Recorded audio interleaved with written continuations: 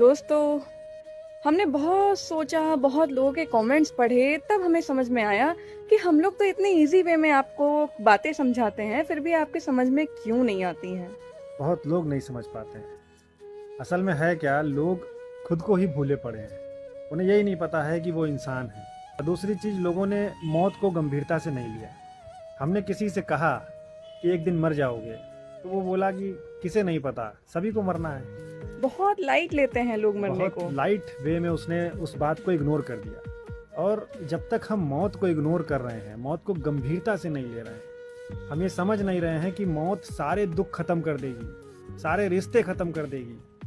जिसमें आप ये उलझे हुए हैं, ये सब मौत आने से एकदम से सब गायब हो जाएंगे, सब खत्म हो जाएंगे। जीवन का जितना भी दुख है वो सब खत्म हो जाएगा जैसे ही मौत आएगी। तो मौत को लोगों ने बड़ा लाइट ले रखा है। जिंदगी को अगर जीना है तो मौत को बड़ा गंभीरता से समझना होगा।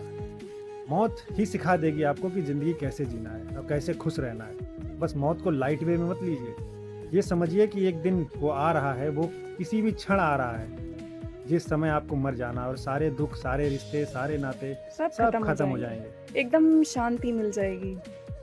मौत को गंभीरता से लीजिए और जिंदगी को जीना सीखिए। होली पर इंसान जैसा होता है वैसा हर दिन क्यों नहीं। उस दिन कोई छोटा बड़ा नहीं, कोई अमीर गरीब नहीं, सब हंसते हैं, गले लगते हैं, बच्चों की तरह खेलते हैं, बिना किसी स्वार्थ के, बेपरवाह, एकदम आजाद। क्योंकि यही हमारा असली नेचर है, जो कि समाज के द्वारा बनाए हुए रूल्स के नीचे कहीं दबा रहता है। और सोचो, अगर हर दिन होली हो गई तो क्या होगा। ऊंच नीच मिट जाएगी, दीवारें गिर जाएंगी और इंसान सिर्फ इंसान रह जाएगा। यही डर समाज को होली का त्योहार सिर्फ एक दिन का बनाए रखने पर मजबूर करता है। लेकिन आप सोचो कि क्या हो अगर ये होली का रंग कभी धुले ही ना।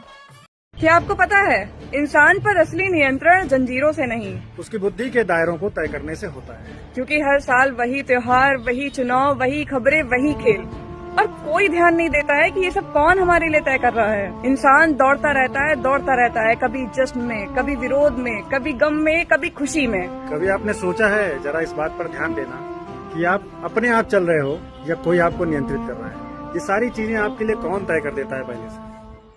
सावित्रीबाई फुले, जिन्हें आज पूरा देश याद कर रहा है। ऐसे लोगों को ये मिट्टी कभी कभी पैदा करती है। वो ऐसी धाकड़ महिला थी जिन्होंने समाज के तानों और पत्थरों को हंसते हंसते सहा और लड़कियों की जिंदगी में रोशनी भर दी।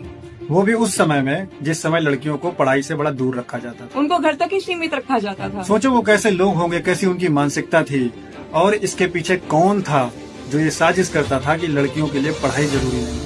सावित्रीबाई की शादी बचपन में ही ज्योतिराव फुले से हो गई। उन्होंने ही उनके हाथ में किताबें पकड़ाई और फिर वहीं से एक तूफान आया। 1848 में उन्होंने लड़कियों के लिए पहला स्कूल खोला, जहां शुरू में केवल 18 छात्राएं ही थी और बाहर समाज का शोर कि ये औरतें क्या कर पाएंगी, ये क्यों पढ़ रही हैं अंदर। समझो कितना संघर्ष किया एक ऐसी मानसिकता से, एक ऐसे समाज से जो कितना दूषित था उस समय पर। जब वो पढ़ाने के लिए रास्ते में जाती थी तो अपने साथ में 2 साड़ी लेके जाती थी। एक पे लोग कीचड़ पत्थर फेंकते थे तो गंदी हो जाती थी, तब दूसरी पहनती थी। अगर वहाँ पे वो हार मान जाती तो आज हम कैसे पढ़ पाते, कैसे ये हमारे बराबर में खड़ी हो पाती, कैसे आपके सामने बोल पाते।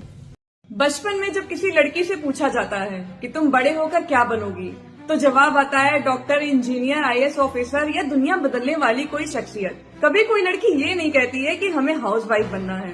क्या आपने कभी सुना है कि इतिहास के पन्नों में किसी हाउसवाइफ का नाम दर्ज हो? रानी लक्ष्मीबाई अगर सिर्फ पत्नी बनकर रह जाती तो क्या उनकी तलवार की गूंज इतिहास में गूंजती?